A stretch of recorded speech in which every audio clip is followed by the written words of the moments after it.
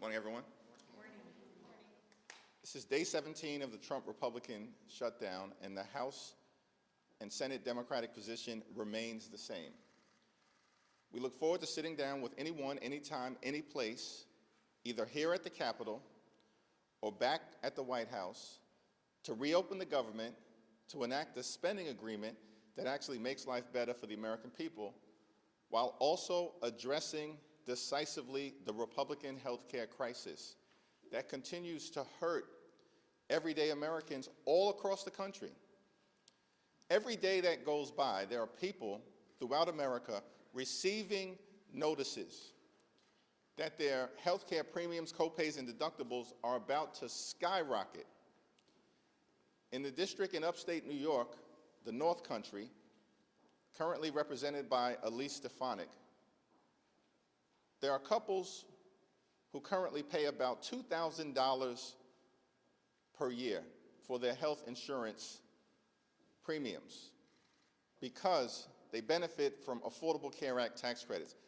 When those credits go away, that same couple will now pay more than $20,000 a year. They cannot afford that. These are working class Americans living paycheck to paycheck, struggling to get by, can barely survive, yet alone thrive. In this country, and this is the wealthiest country in the history of the world. So House and Senate Democrats are going to continue to hold firm as it relates to a basic common sense position that when we enact spending bills, we should be helping the American people, not hurting them. And so we will not support a partisan Republican spending bill that continues to gut the health care of the American people.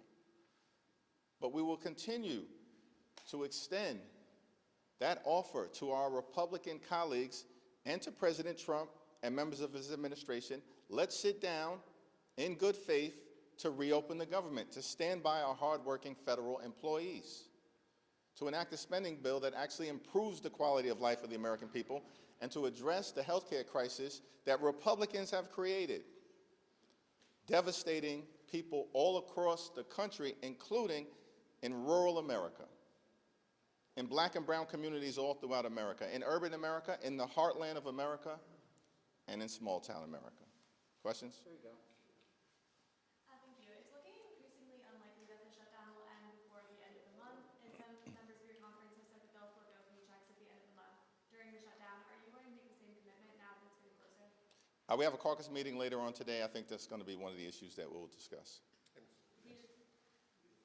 You are demanding that Grijalva be sworn in this afternoon. If she is not, what are you planning on doing, and are you going to be there for the proposal? All options are on the table with respect to Representative-elect Adelita Grijalva. It's shameful that she has not been sworn in because Speaker Johnson and House Republicans apparently want to continue to hide the Jeffrey Epstein files from the American people. This has gone on now for weeks. And so it's my expectation that if she is not sworn in today, during the pro forma session today, as the Arizona Attorney General has made clear, expect swift and decisive legal action.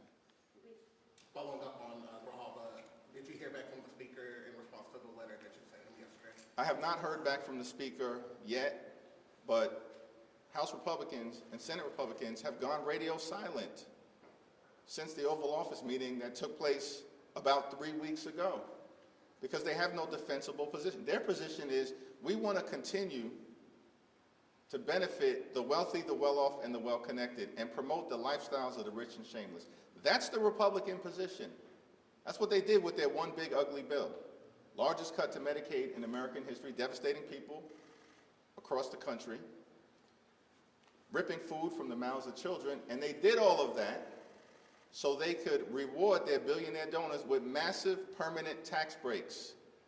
And now with the Affordable Care Act tax credits expiring, they have zero interest in spending a dime to help out working class Americans. By the way, same group of people that found $20 billion, matched by another $20 billion, that the American taxpayers will be on the hook for $40 billion in total to bail out Argentina and they can't find a dime to protect the health care of the American people? This is extraordinary stuff.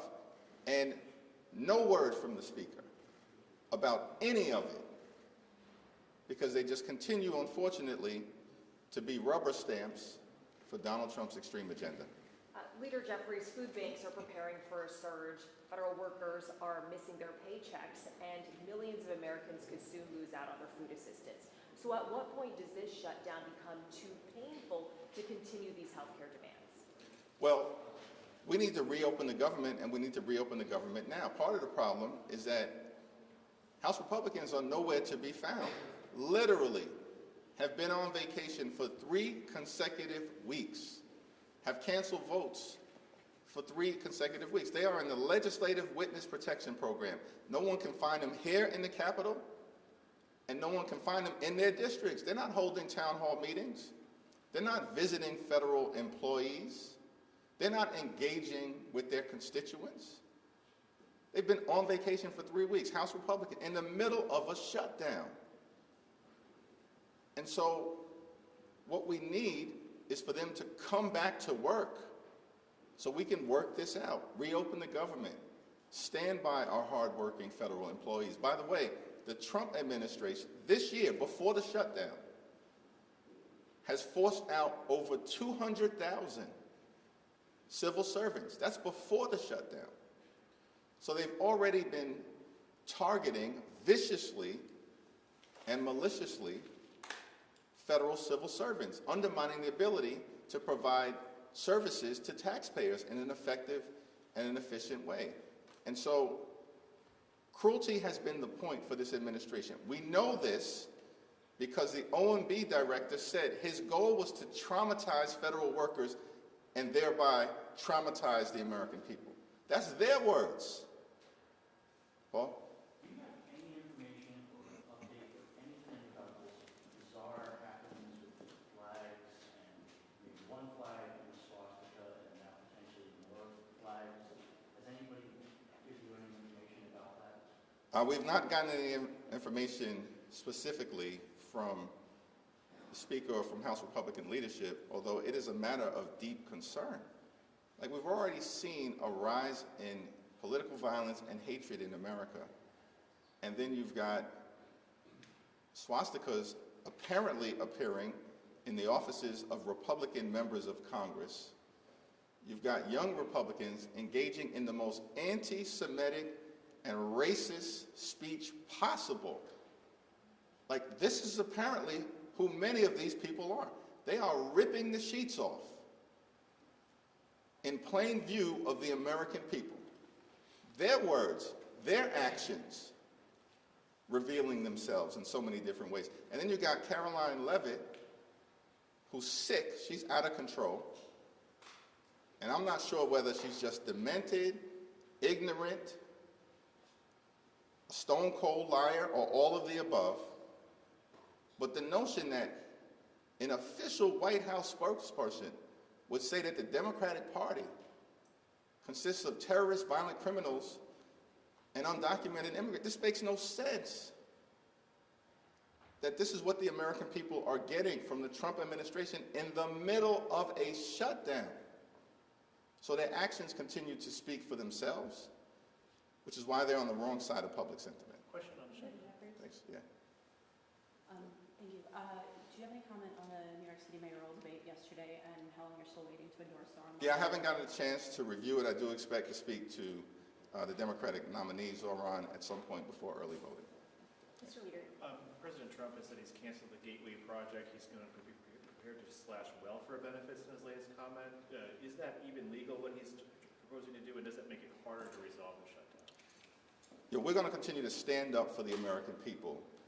Cancel the cuts, lower the costs, save health care. We've made that position very clear from the beginning, and we're not moving, we're not going to bend, we're not going to break, because it's the health care of the American people that's at stake.